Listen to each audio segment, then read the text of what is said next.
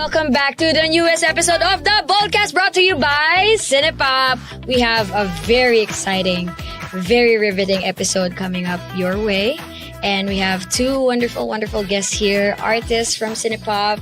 And guys, in case na hindi pa kayo kilala ng mga Cinepop fans natin dito sa Facebook and wherever else this podcast is streaming, pakilala muna kayo.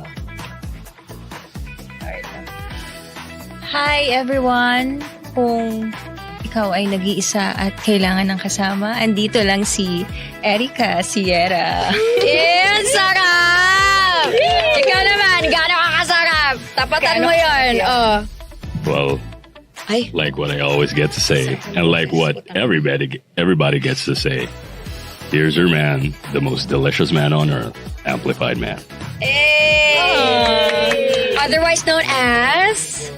Well, real name Yuri De La Paz, aka Amplified Man. Welcome, guys. Welcome. You. Thank you for agreeing to be a guest on this podcast that I have. So, ang purpose kasi ng Boldcast is mapakilala natin yung mga artista ng Cinepop, and for our fans who are so interested in you guys, we want them to get to know you a little better. So, let's start from the thing that they're probably the most interested in, okay? Like, how is Erica and Amplified Man in bed? Like, behind closed doors, what are you like? Anong klaseng karakter ang lumalabas sa inyo pag kayo ay nagiging intimate with somebody? Ako, si Erica ay sweet and spicy, masasabi ko. Ooh, bakit? Sobrang sweet ako sa isang taong, syempre, gustong-gusto ko. Malambing. Malambing talaga. At syempre, kapag oras na ng, alam mo na, Ng bakbakan. meron akong kailangan na gawin, pakita sa'yo, spicy na si Erica. Kapag Ganun. kailangan mo maging, when you need to make an impression, ha? Correct. Ikaw naman. I always get to ask them first, do you want to get fucked like a wife, or do you want to get fucked like a bitch? Oh my God! What do people usually say to that, though? Usually they say they want to get fucked like a bitch. Oh, of course they do. People are fucking naughty. That's why. Ako pwede both. Pwede. Actually, that's the best kind of sex. Di parang Tama. minsan kapag trip mong medyo inaalagaan, di ba parang asawa. Oo. Pero kapag Yung babastusin, yeah. oo, katot kriminal, di ba? Gusto ko yan. Ikaw ba, what do you prefer dun sa dalawa? Yun, both. Oh, Siguro. both. Like a combination of pagsamahin both. mo na lang. Pero wala bang parang either one of those choices na feel mo mas cravings mo kaysa dun sa isa? Fuck me like your wife. Ganon. Oh! So, kung ganyan yung preferences ninyo right now, I want to know paano nag-start yung sexual exploration ninyo. Like how did you start being your sexual self? Like, what was your first experiences like? Kailan kayo unang na-curious at bakit? Yan, kwento nyo sa amin kung paano nag-start yung journey ninyo into being the sexy selves that you are right now. Paano ka unang namulat? Ganun. Sobrang bata pa lang ako ng time na yon. At meron akong mga friends na, alam mo, curious sila sa mga, syempre, mga sexy movies, ganon. So ako nakikinood lang ako, tapos nafe-feel ko na parang meron ako nararamdaman na kakaiba sa katawan. Ayun na yun. Ayun na yun. Parang gusto ko din siyang ma-experience. Tapos dun ko na feel na, bakit parang meron nagbabasa sa part ng down there. Alam mo yun? Umaapoy pero basa. Oh. Tapos ayun na. Wait lang, ano yung mga content na nakikita mo na parang ang sarap? Like, anong klaseng content yun? Ang mga unang nakita ko na content, yung nilalamas yung susi ng babae. Sarap! Dinidilaan pa baba dun sa nipple. Dun ako unang nakaramdam na, parang gusto ko rin siyang ma-experience. Ganon. Ganong part. So, paano mo in-express yung curiosity na yun, like the first time? Like, Paano ko siya in-express? Paano ka unang nag-explore? Paano ka nangapa? Nagkaroon ako ng jowa-jowa na lesbian. Doon ko muna siya. Wait lang. No, okay. Nung nalibugan ka, nung nakita mong may nilalamas na suso, ini-imagine mo ba ikaw yung nilalamas or yung naglalamas? Ako yung nilalamas. Okay. Gets. Ako yung nilalamas. So, dito sa first girlfriend mo, anong naging eksena nun? So, yun na nga. Siyempre, start muna kami. Tinuruan niya muna ako paano mag-kiss. Kasi, hindi pa ako marunong. Wala pa ako experience. Saka hindi ko pa na-experience yung kiss nung time na yun. So, sabi ko sa kanya, pwede bang turuan mo ako paano ba mag-start ng kiss? Paano ba kailangan ko ba ilabas yung dila ko? O hindi, sige, ganito lang gagawin mo. Tapos, sinabi ko na sa kanya, may napanood kasi akong ganito. So, gusto kong ma-experience yun. Pwede mong gawin sa akin yun. Sabi ko sa kanya. Totoo, sinabi ko sa kanya. Ako yung nagturo sa kanya ng gagawin sa akin. Siguro hanggang ngayon, ganun pa rin ako na gusto ko, sinasabi ko kung ano yung gusto kong gawin sa katawan ko. Actually, parang I feel like that's actually kind of necessary for you to have a nice sexual experience. Dapat open yung communication na... Kasi hindi naman lahat ng partners magigets kagad kung ano yung trip mo eh. Minsan kailangan mo sabihin sa kanila na, actually, itong ganitong klaseng galaw, hindi ko yan trip. Ang mag-work sa akin is ganito. Oo, tama. So, parang feel ko naman yun, parang good job yun on your part na na-communicate mo yun sa kanya. Kaya ang naging maganda yung mga first sexual experiences mo with this girl. Totoo. Naging maganda talaga. Hindi ko nga makalimutan yun. Pero is that parang do you identify as bisexual right now? Parang because siguro I consider myself as bisexual kasi meron na rin akong ilan na rin ang naging relationship ko with girls. Very interesting. That's so nice. That's actually, I think so far during our podcast, parang yung first experience niya is a homosexual experience. That's so nice. Thank you for sharing that with us. Very Thank unusual. You. Yeah. Very unusual. Very, very cute. Very Yuri, diba? Not Yuri. Yuri is Yuri is a subgenre of hentai. It's like girl content. Naisip ko lang. That makes sense. Yuri nga, no? That makes sense. Yuri nga rin yung tawag doon. Anyway, what about si Yuri/Amplified Man? Paano siya nag-start mag-explore? Well, in my case, my mom was an entertainer. My dad used to run nightclubs. Oh, what kind of entertainer was she? She was a singer. She was a dancer. My mom and dad met at a club, which my dad managed. Okay. And having that said, I got exposed to naked women when I was young. Yeah. And given that I have reason to believe that it's almost close to human nature, if not totally human nature, to feel some kind of attraction towards a woman if you're a man, right? And given that I'm young and I'm seeing adult women naked, I don't think there has something to do with age anymore. It's just really the opposites attraction towards the opposite sex. And I already started feeling a certain way towards naked women. Yeah. It's almost as if, growing up, having that in mind, it's as if I grew up knowing that it should be okay. It should be normal. Parang na-normalize siya kagad. Yeah. Okay. And very unusual din yan. Paano mo, since you were becoming curious na at a very young age, how did you first try to express that curiosity? How did you first act upon it? Okay, well, just to put things into perspective, there was a time in my life that I experienced some kind of what is this identity crisis. Oh, there was a time in my life that very young age, I thought I was gay. or maybe I was not. I don't know. I don't know what I was. I was confused because my first sexual experience is not even with a woman. Okay. I got fucked in the butt by a guy. Oh. May And- I ask if it was... It was Oh, I'm so sorry to hear that. yeah, and it happened twice in my life. One was when I was young, and then I got a little bit older.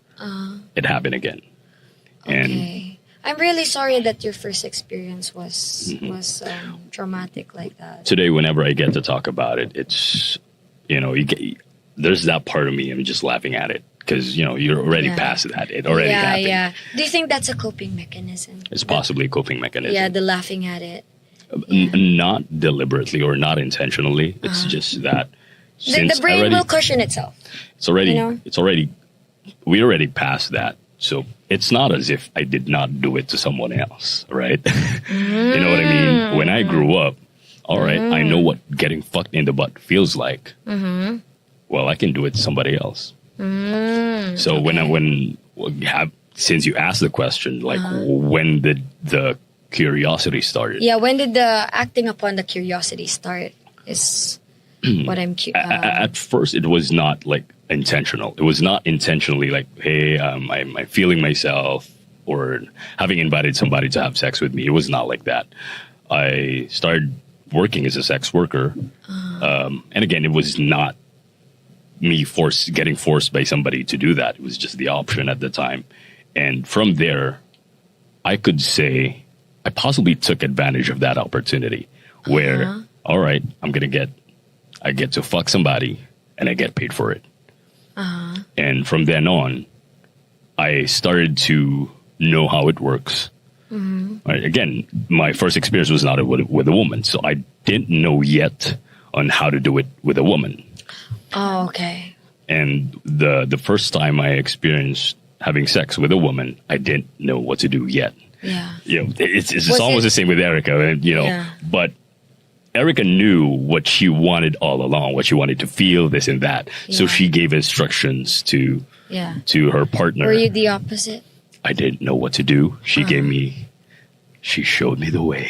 Oh. She told me where to kiss her, how to caress the breast, how to slap the butt, and all that. Oh.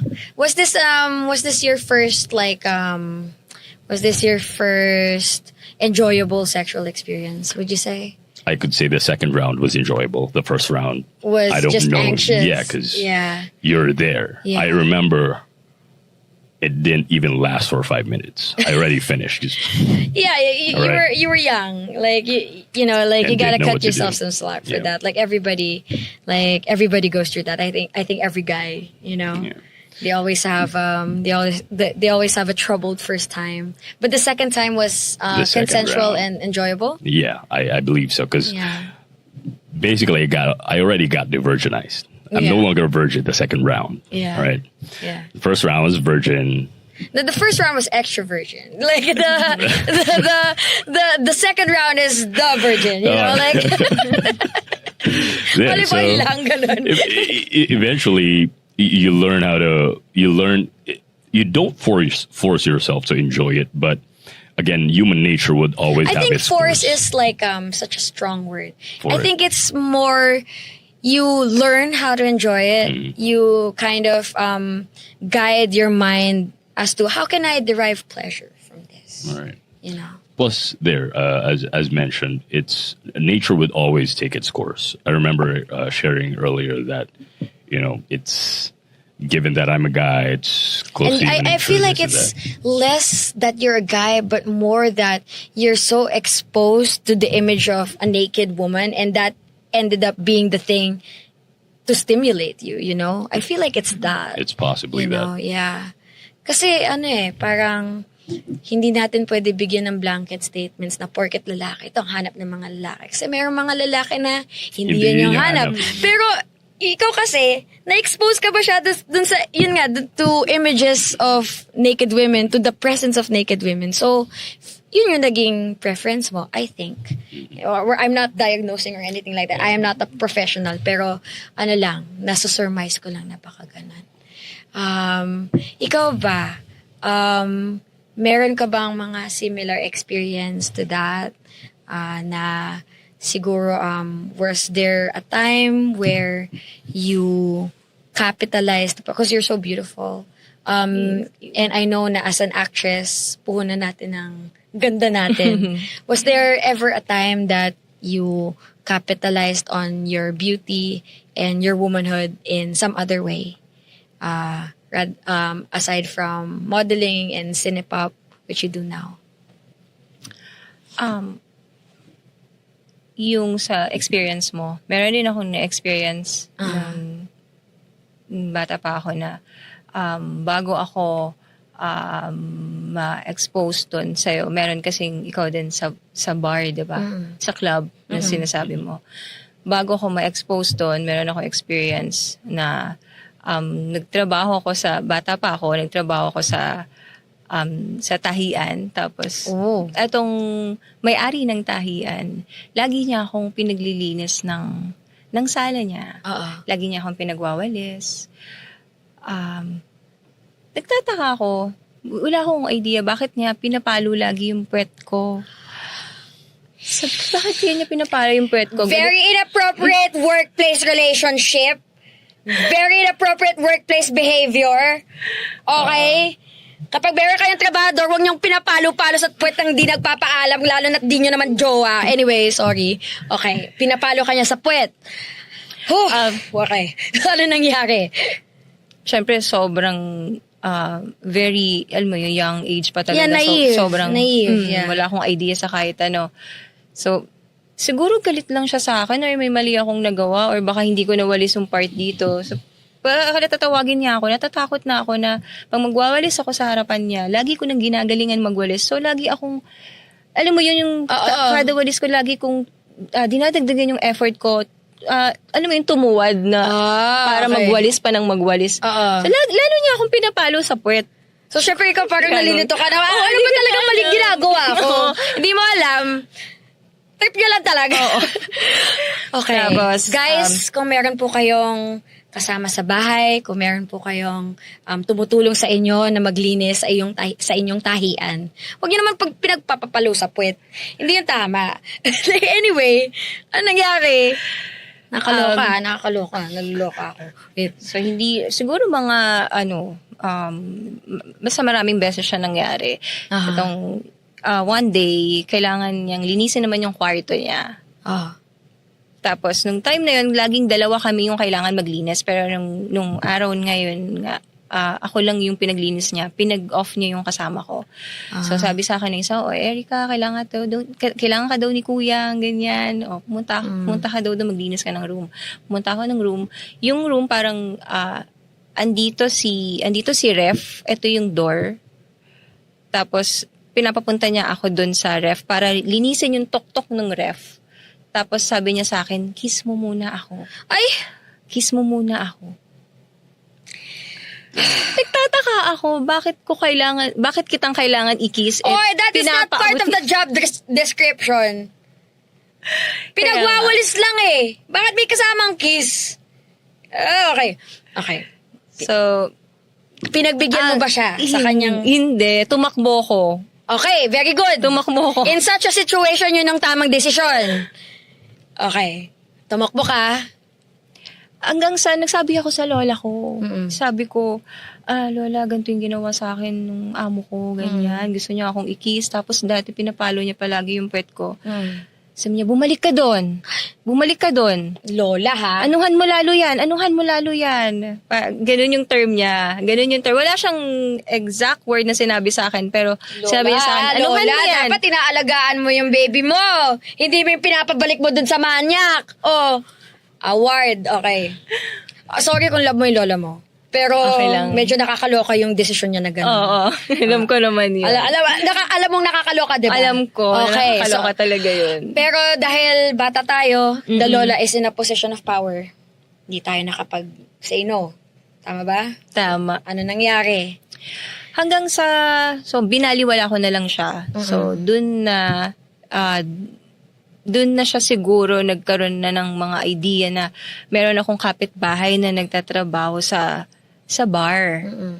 Siguro mga 6 years yung tanda sa akin itong kapitbahay ko na girl. Trabaho siya sa Makati. Anong klaseng trabaho meron siya sa bar? Entertainer siya. Was it like hostess, clean PR, ganun? No. Or, singer din?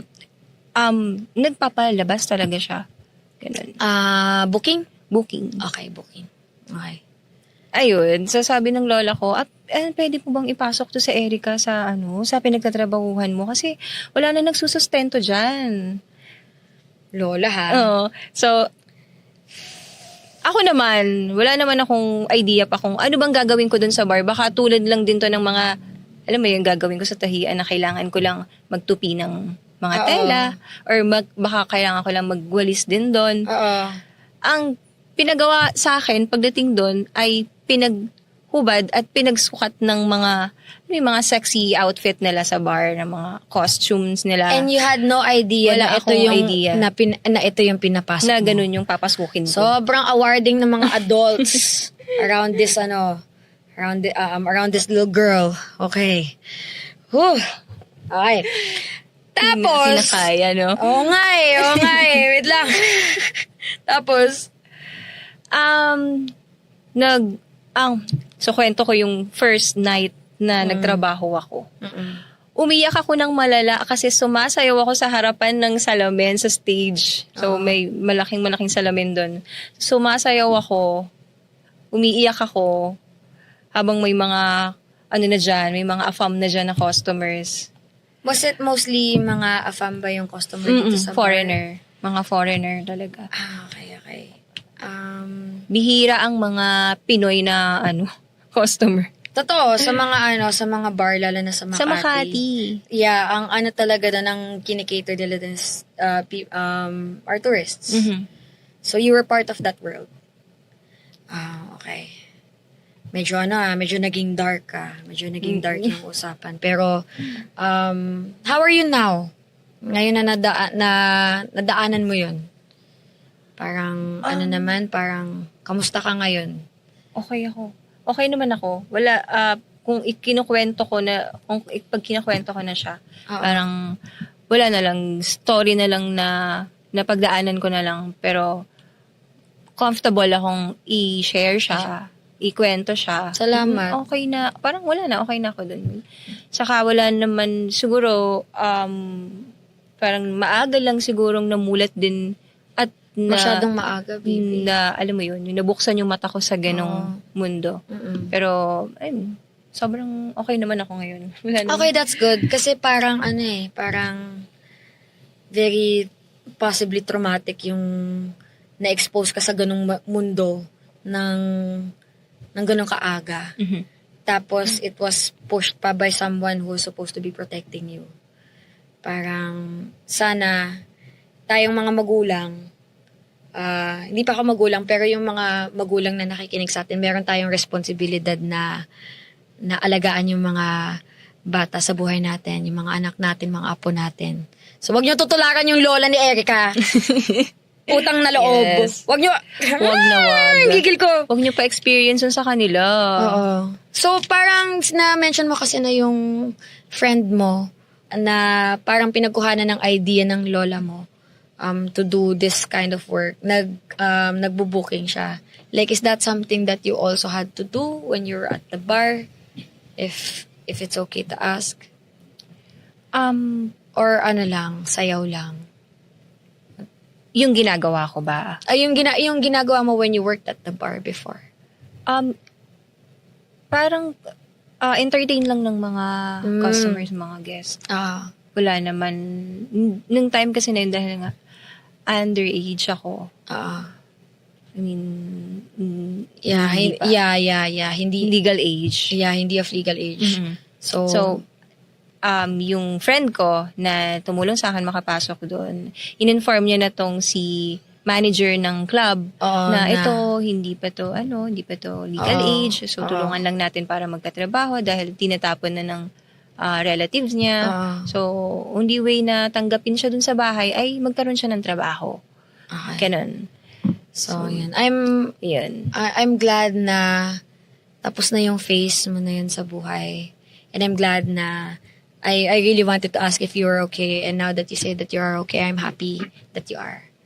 Thank So, you. Okay na. Grabing adventure yun. Oo. Grabing. And like I said, guys, parang alagaan natin yung mga anak natin. Wag nating i-exploit. Yun lang. Thank you. Salamat sa tiwala at kwento mo sa amin yung mabigat na kwento na yun. I know na we actually did a little bit of research on you guys. And I know na si Yuri ay may similar na kwento na that you touched upon kanina, na you were also part of that industry at too early of an age. Would you like to tell us how si young Yuri got to that point where he had to make that unthinkable choice? You know? Well, my mom and I didn't have a special relationship. My dad and I didn't have much of a special relationship neither. But it was a different story. But to cut the long story short, they were not present in my growing up life. Yeah. Where I had to pick myself from the bottom, knowing that at that age, I already understood that I am fucking alone in this world. Yeah. Nobody's here to save me. Yeah. So I had to pick myself in. Yeah. So was that your way out of the unfortunate situation that you were in, turning to sex work? Eventually, it was one of the choices that I had. I remember sharing this before. Anything that would put food on the table, I will do. And that's exactly what I did. I didn't have much option, especially if ganong kakabata, anong trabaho may offer sa'yo. Whatever was available, I just took him. I didn't have dreams or aspirations or ambitions at that time. Really? Yet. Okay. It was really, really, really, really young. Okay. Like younger than you think. Yeah, yeah. And the only thing that I had in mind was I had to eat. I have to eat tomorrow. Yeah. I have to eat tomorrow. Yeah. That's it. I have to live tomorrow. I have to find a space tomorrow where I could put roof on top of my head. Yeah, That's yeah. all it was. Because you had nobody. Over and over. Yeah, Parents of the Year! Hinahayaan magtrabaho ang anak. Ang galing-galing! Ayan. Init yung ulo ko eh. Ginagawa niyo sa mga baby ko eh. Nakakainis ah. Pero yun nga, I remember having said na I had to justify why my parents did what they did. I didn't want to blame them. But I did it first. I understand having to justify it in your head kasi sometimes our brain will wanna do things so that it will cushion itself. So, ayun. Paano naka-arrive si young Yuri dun sa decision na yun? Like, ano yung nagtulak sa kanya kung meron? Ano yung mga circumstances of you having made that decision to support yourself this way when you had nothing else, when you had nobody else? Okay, well, that's it. My mom left. My dad left. They left me out of the cold. Well, at first, when my mom left, it was heaven because I'm away from all the abuse that she's done to me. So it's not like the opposite where I had to cry because my mom left. You were free. Like, yay. Yeah. But under the care of my dad was absent. He was not around. And I found myself in a position where, wait a minute, I had nobody. So had to again pick myself from the position na kailangan kong mabuhay, whatever it took. Yeah. Who gave you that idea? That it was possible for you to sell sexual favors in exchange for money? Like, saan mo na-pick up yun? Sinabi una, okay, sige, hindi siya kaagad automatic kasing sex work. Like, hello, I'm inviting you to become a sex worker. It was not like that. I was hired as a dancer. I was hired as a dancer. I did not know how to dance, but again, as mentioned, I just took every opportunity. Dancer ba? Sige, dancer. Oh, dancer na tayo for today. Kahit wala talaga akong alam. And one of, dun sa club na pinagtatrabahuhan ko, uso talaga dun yun. Yung binubook, i-pick up ka, Parang dadaling- sisipatin ka sa club and then ilalabas ka. Yep. That type of thing. And uso talaga yung papipilahin tapos tatanungin, sino pinakamalaking titi dito? Ganun. Oh. Straight up. Sino pinakamalaking titi dito? And I knew Parang may show up. Show up, yeah. Yeah, show And up, I knew yeah. very well that it was not me. As ako yung pinakabata doon eh. Pero I was the whitest. I was the fairest. Ako yung may Pinaka-mestizo. pinaka-fair yung skin ko doon. Yeah. So, parang ako yung pinakamukhang malinis. So, kumbaga, kung first time mong mag-hire ng pokpok, doon ka na sa pinakamalinis. And I looked okay. exactly Mukhang that. mabango, ganun. So, yung iba, they... Kasi he was a baby, you Yeah. know? Like, And I'm telling you, I was Michael Jackson white. oh, That white. yeah. Kaya nga siguro type din ako ng mga lalaki ng bata ako. Okay. I was really that white. Because you were like a baby doll, Yeah. basically. Puti siguro ng singit mo nun.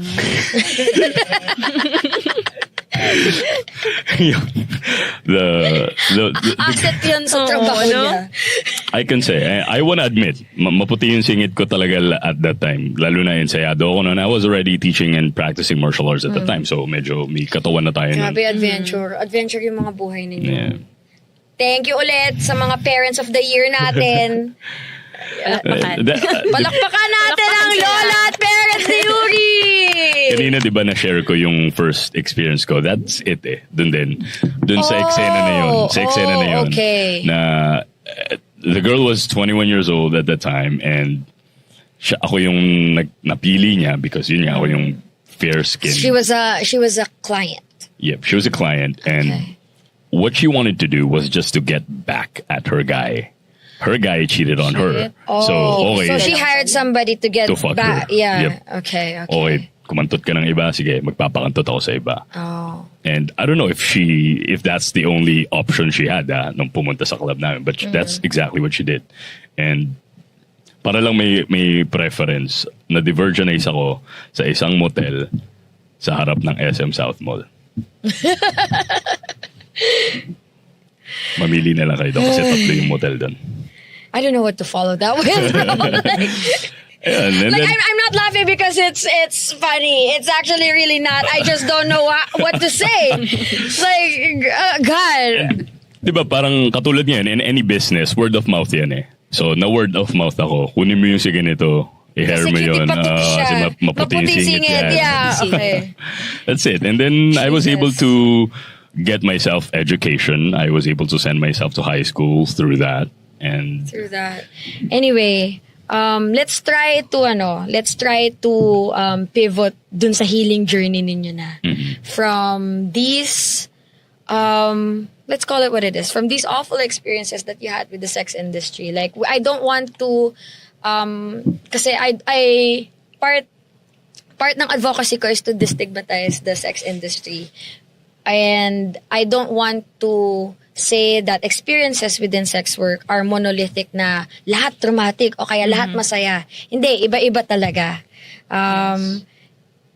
Pero hindi natin madidiminish na ang dami talagang cases, a very significant number of cases of people within sex work had their entry into sex work in a traumatic way, and you guys are examples of that. So ayun lang, that's something that we really want to shed light on about the sex industry. It's not all, oh, I make porn, oh, ang sarap-sarap ko, I get money dahil masarap ako. It's not that. There's a way darker side of that where young people get exploited and where young people get taken advantage of because of their needs. And I know na yung personal assessment mo of your experience is not exploitative. Pero madaming mga nakaka-experience ng same experiences as you na hindi ganun yung magiging perspective nila dun sa ano nila. But your experience is valid. Your experience is valid as well. So thank you guys for sharing that with us. So dahil ang bigat doon, Ang bigat nga. pivot tayo sa naging healing journey ninyo. Like parang I'm sure na now that you because the energy that I feel from you guys is so like, you know, sexy, joyful, radiant.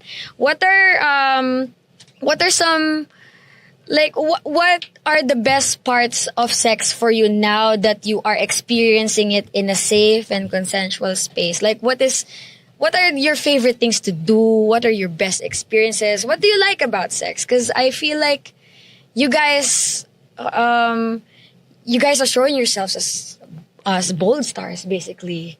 So, what drew you to that? What drew you to that side of yourselves? What are your what are your favorites, basically?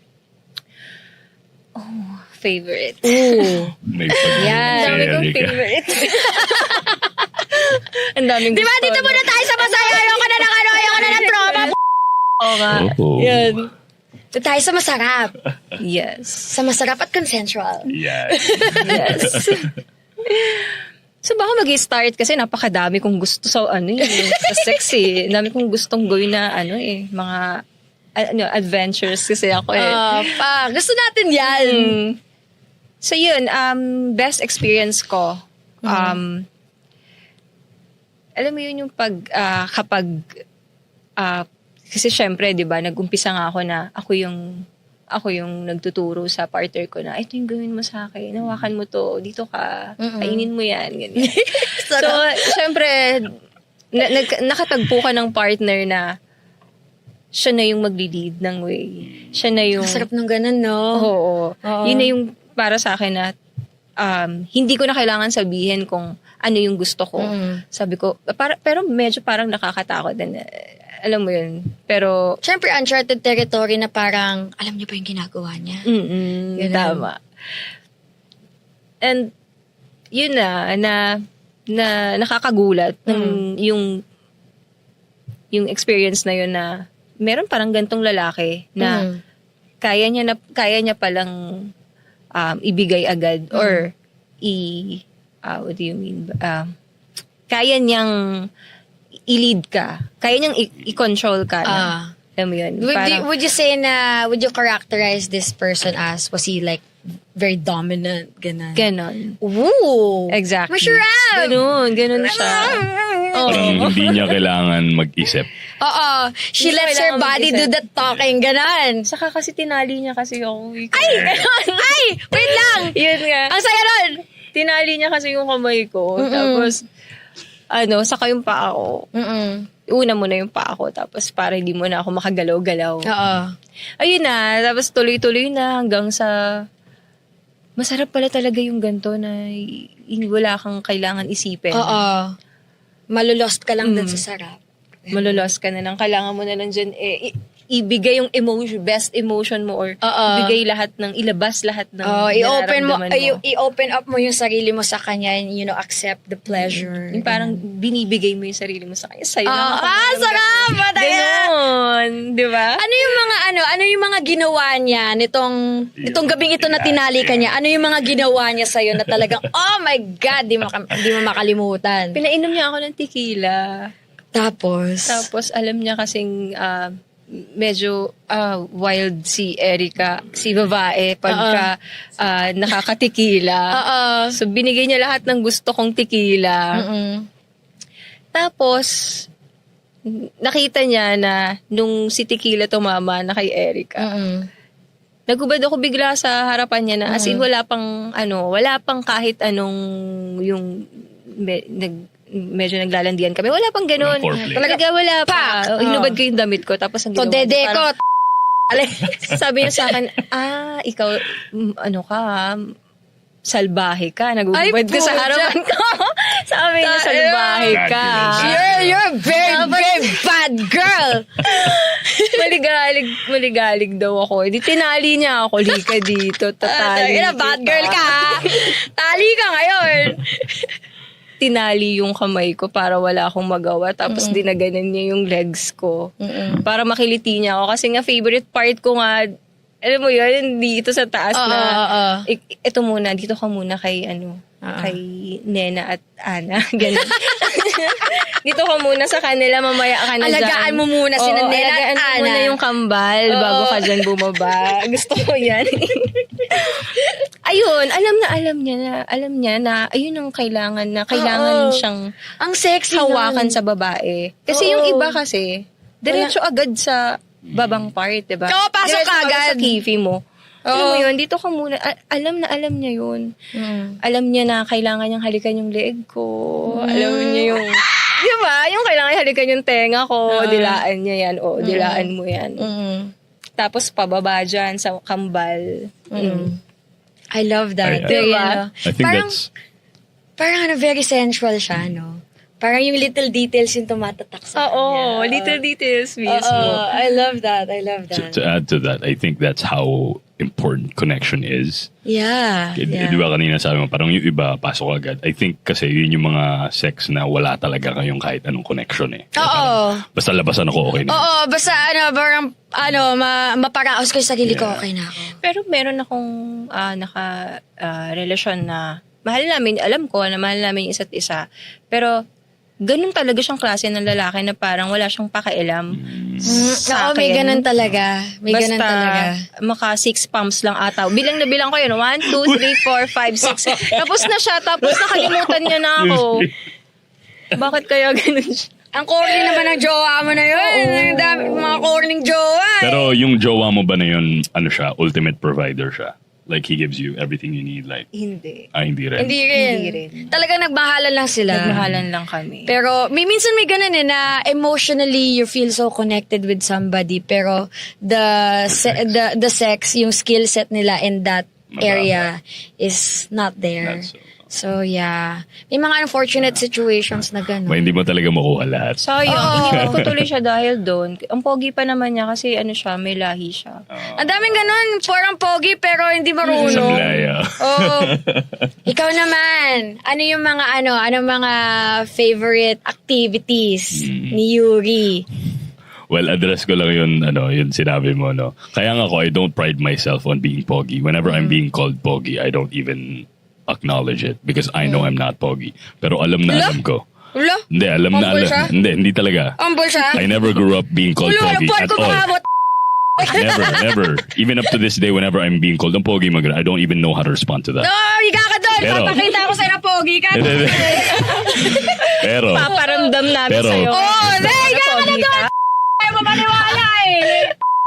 Hindi. Humble pa siya. Hindi, Hindi totoo. ako pogi. Never ko din tayo pogi. Hindi ako niniwala. Oo.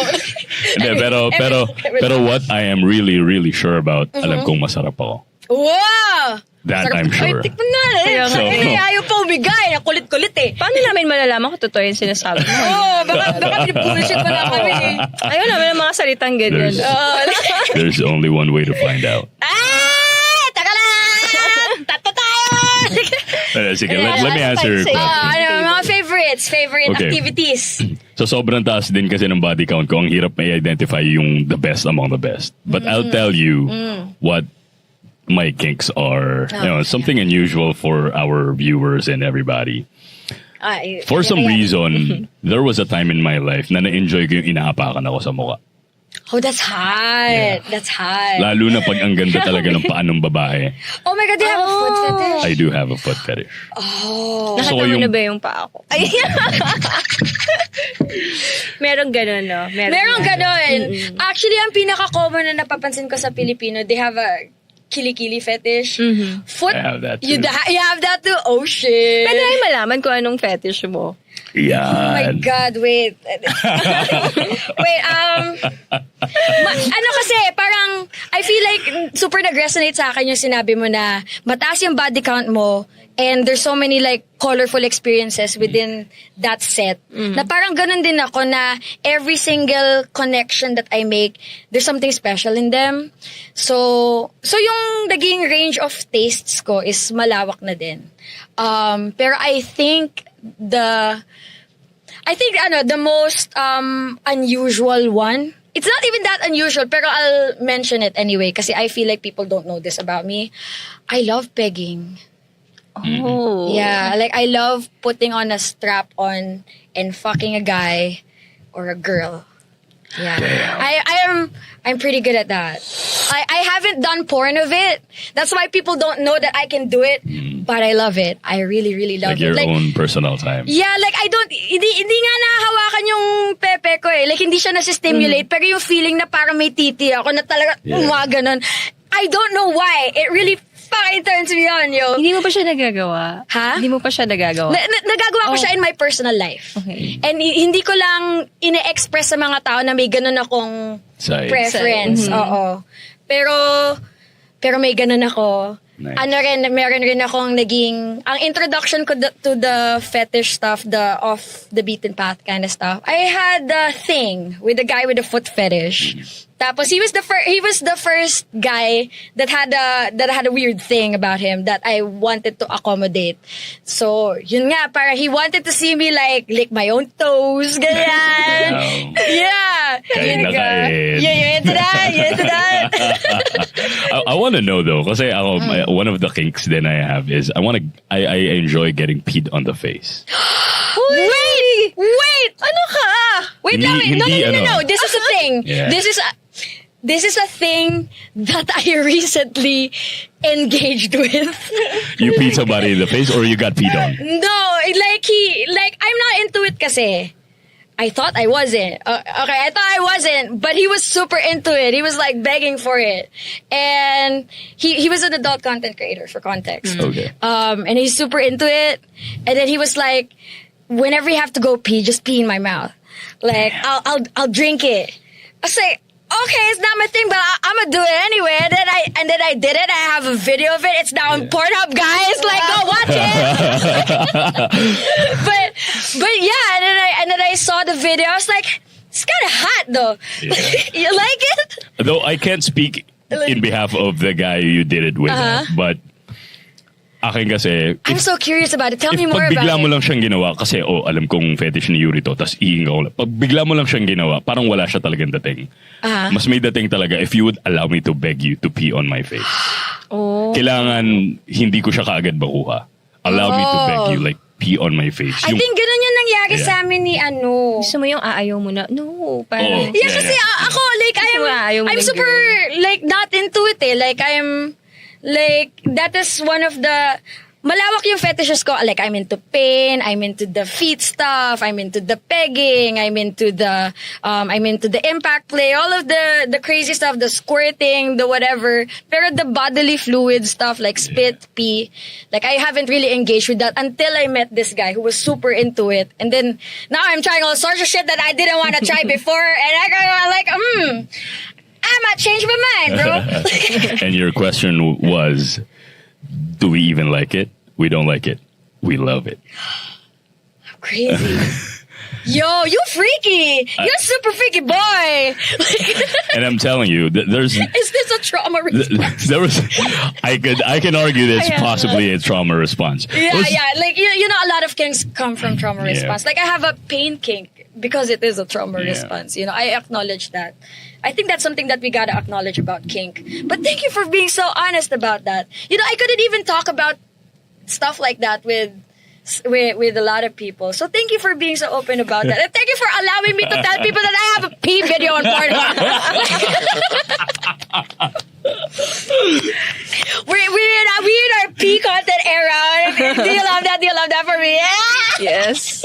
Fucking, you're freaky, yo! The fuck?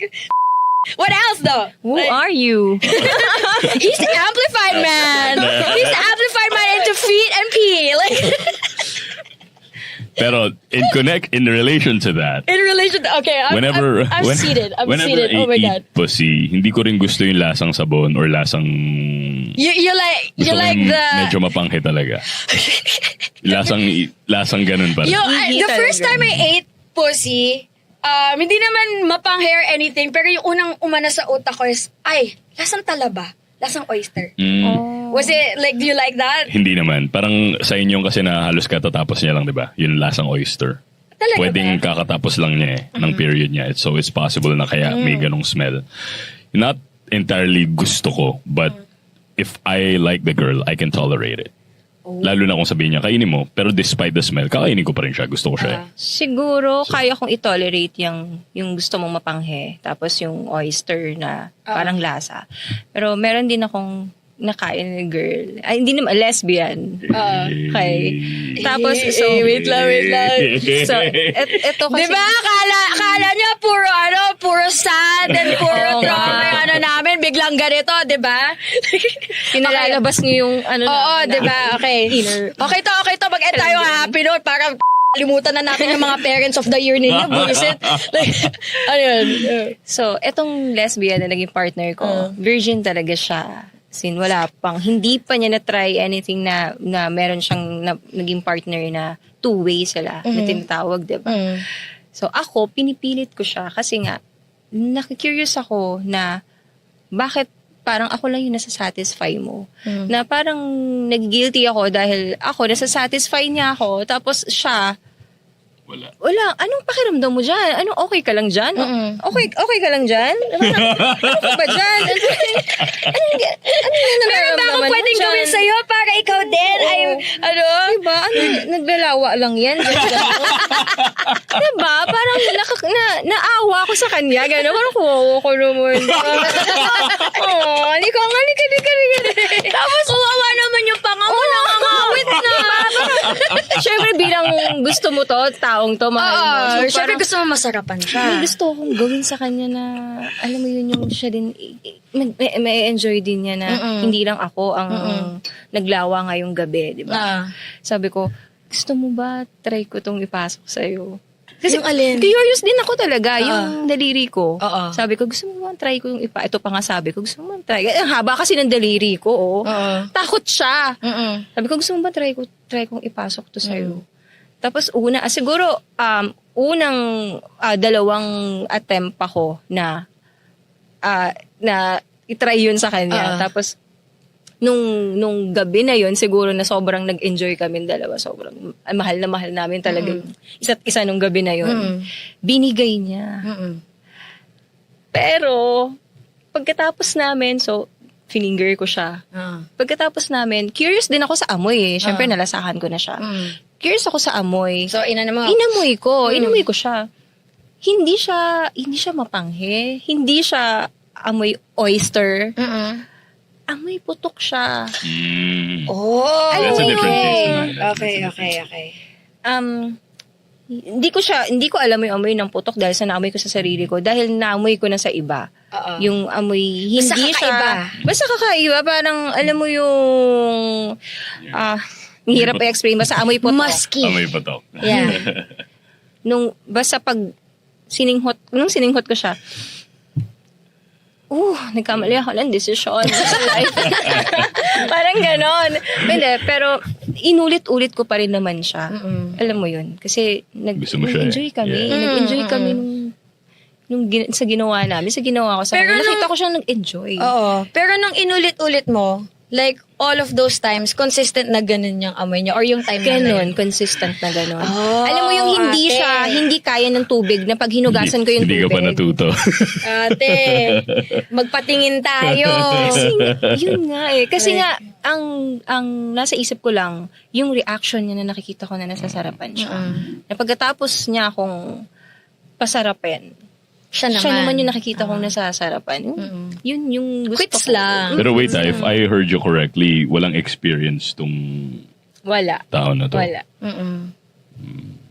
So it's hygiene. I think hygiene lang talaga. I think it also might not be hygiene, it also might be hormones. But it is quite unusual for somebody to have that smell down there. Pero it's normal for women to have a musky smell. You know, may amoy pepe eh. Merong amoy babae na talagang di mo matatanggi na, ay, amoy. Amoy pepe. Oo, amoy pepe siya. Ito yung amoy ng puke. Like, iba-iba yung amoy nila, pero merong common thread na, puke to eh. Alam mo yung amoy na bagong kantot, pagpasok mo sa kwarto, ay, may kumantot dito. Ganon. Like, hindi mo makakaila, pero meron. So, it's not mabaho, it's not mabango, it's not flowery, it just smells like its own thing. It smells like pussy. So, yeah. So, we're not pussy shaming, Yes. we're not smell shaming, iba-iba tayo ng relationship with our body. as you can probably attest, iba-iba tayo ng mga amoy. Yep. You know, every girl smells a little different from each other. But yeah, thank you for being so open about all of these experiences. Grabe yung naging adventure ng buhay ninyo. Mula sa super hirap, ngayon super sarap na, di ba? And Importante yeah, yun. thank you so much. And thank you guys for tuning into this episode of the Boldcast. Thank you ulit for being so vulnerable and open with us. And thank you for listening to our guest stories. Guys, paalam muna kayo sa mga guests natin. Bye, guys! I'm gonna miss you all. Ala. Siya ay si... Erica, Sierra. And siya ay si... The most delicious man on earth. Amplified man. And my name is Salome Salvi. And again, thank you for listening to this episode of the Boldcast brought to you by Cinepop. Please subscribe to cinepop.film for only 99.99 pesos a month. And always remember, be bold, be beautiful, and see you next episode. Goodbye, guys! See you! Bye! Bye!